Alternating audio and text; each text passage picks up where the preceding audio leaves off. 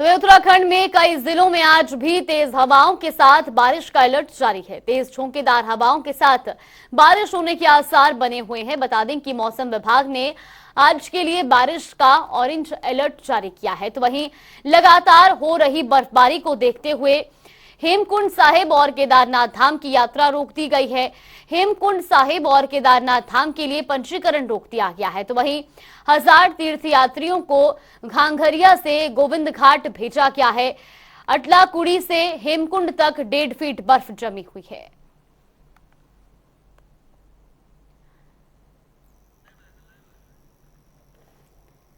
तो बता दें कि मौसम विभाग ने एक बार फिर से भारी बारिश की चेतावनी दी है। उत्तराखंड में मौसम विभाग द्वारा अलर्ट जारी किया गया है। तो वहीं बर्फबारी को देखते हुए जहां हेमकुंड और केदारनाथ यात्रा पर भी रोक लगाई गई है, पंजीकरण फिलहाल रोक दिए गए हैं। आपको बता दें कि जहां अटलाकुड़ी से हेमकुंड तक 1.5 फीट बर्फ जमी हुई है। तो वहीं इसी खबर पर ज्यादा जानकारी के लिए यशराज आनंद हमारे साथ जुड़ गए हैं। यश, सबसे पहले आपसे जानना चाहेंगे, एक बार फिर से मौसम विभाग ने अलर्ट जारी किया है, किस तरह का मौसम आने वाले दिनों में रहने वाला है?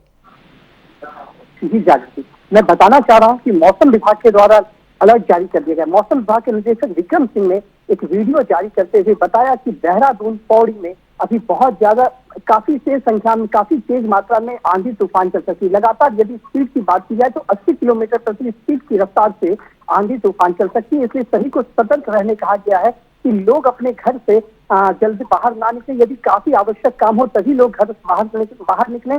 और यदि पहाड़ों की बात की जाए तो पहाड़ पर रहने वाले लोग काफी सतर्क रहें, क्योंकि पहाड़ पर लगातार वृक्षों के टूटने, पहाड़ के टूटने, पत्थर गिरने का भय लगातार बना रहता है। और यदि बात की जाए कि रफ्तार की, तो रफ्तार काफी तेज होगी। 70 से 80 किलोमीटर प्रति घंटे की रफ्तार से अभी आंधी तूफान आने वाली है। इसी को देखते हुए लगातार लोगों को सचेत रहने कहा गया है। वहीं यदि बात की जाए चारधाम यात्रा की जो शुरुआत हो चुकी है, तो चारधाम यात्रा में हेमकुंड साहिब की यदि बात की जाए तो हेमकुंड साहिब में अभी 30 फीट तक लगा बर्फ जमा हो गया है। इस कारण से 2 से 3 दिनों के लिए हेमकुंड साहिब में यात्रा को रोक दिया गया है।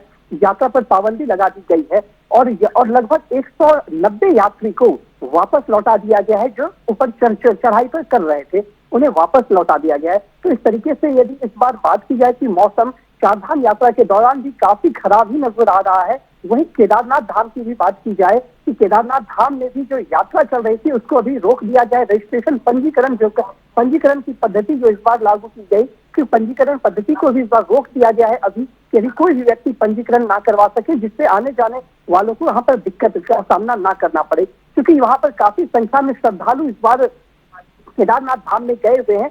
इसी को देखते हुए वहां पर श्रद्धालुओं की काफी संख्या है। इस संख्या को कम करने के लिए और लगातार मौसम विभाग के द्वारा जो अलर्ट जारी किया जा रहा है, इस अलर्ट को देखते हुए पुलिस प्रशासन के द्वारा और वहां पर स्वास्थ्य व्यवस्थाओं को को देखते हुए वहां पर लोगों को आने से रोक लगा दिया गया है, ताकि कोई भी, जितने पंजीकृत यात्री हैं अभी सिर्फ वही आ जा सकते हैं, बाकी अभी किसी को भी ऊपर चढ़ने का आदेश नहीं दिया जा रहा है। लगातार वहां पर पुलिस प्रशासन भी मुस्तैदी से काम कर रही है और मौसम विभाग ने जो अलर्ट जारी किया है सभी लोगों को लगातार बताया। लेकिन ये भी जानना चाहेंगे, जिस तरह से हेमकुंड और केदारनाथ का आपने बताया कि वहां पर पंजीकरण रोक दिए गए हैं, फिलहाल भी वहां पर कुछ श्रद्धालु जो हैं वहां पर मौजूद है और इसके अलावा कई व्यवसायी जो केदारनाथ या हेमकुंड के आसपास जो दुकानदार हैं वो भी वहां पर होंगे, उनके लिए किस तरह की व्यवस्थाएं की गई है कि मौसम के चलते उन्हें किसी तरह का नुकसान ना हो? जी जागृति, मैं बताना चाह रहा हूँ कि केदारनाथ की चढ़ाई काफी खड़ी चढ़ाई है और वह करीब 20 से 21 किलोमीटर की चढ़ाई है। तो केदारनाथ के रास्ते में जाने में, क्योंकि रास्ता बहुत दुर्गम है और कई यात्री जा रहे हैं, लेकिन सरकार के द्वारा सुविधाओं की विशेष व्यवस्था की गई है। वहां पर कैंप भी लगा दिया गया है। स्वास्थ्य के विषय में भी यदि बात की जाए तो स्वास्थ्य के लिए भी वहां पर डॉक्टरों को पहाड़ पर नियुक्त कर दिया गया है। डॉक्टर MBBS डॉक्टर भी रहेंगे, साथ ही साथ नर्सेस भी वहां पर रहेंगे।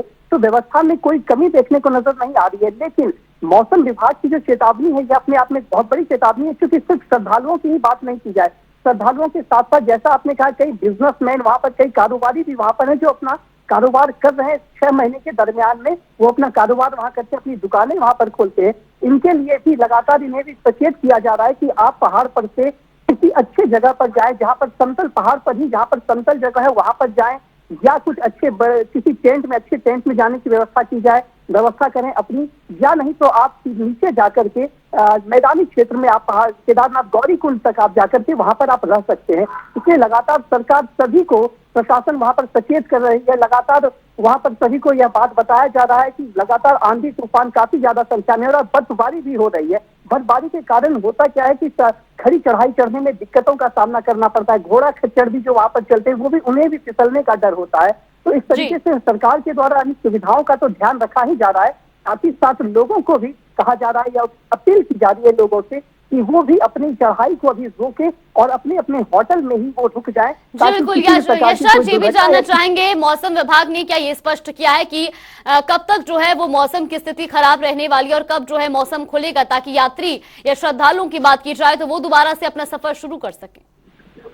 जी जागृत जी, मैं बताना चाह रहा हूँ 26 से लेकर 29 तारीख तक यह बात कही गई मौसम विभाग के द्वारा कि मौसम खराब रहने की अपेक्षा है। लेकिन यदि बात की जाए 26 और 27 में तो उन्होंने काफी ज्यादा सचेत रहने को कहा है। 28 और 29 में वैसी संभावना नहीं है, लेकिन 29 तक उन्होंने डेडलाइन जारी कर दिया कि 29 तारीख तक श्रद्धालुओं को अपने यात्रा पर और आम नागरिकों को, चाहे वो मैदानी क्षेत्रों में रह रहे हैं चाहे वो किसी पहाड़ी क्षेत्र में रह रहे हैं, उन्हें भी कहा गया है कि आप अपने घर से यदि काफी जरूरत हो तभी बाहर निकले, अन्यथा आप अपने घर में ही स्थिर रहें। क्योंकि मौसम की यदि बात की जा रही है तो उसमें हवाओं की भी रफ्तार काफी तेज रहेगी, 80 किलोमीटर की रफ्तार रहेगी। या मैदानी क्षेत्रों में और पहाड़ी क्षेत्रों में भी यदि हवाएं इस ढंग से चलती है, इतनी तेज रफ्तार से चलती है, तो वहां पर आवागमन में काफी असुविधा होती है, क्योंकि पहाड़ में सड़कें जो होती है वो काफी पतली सकरी होती है।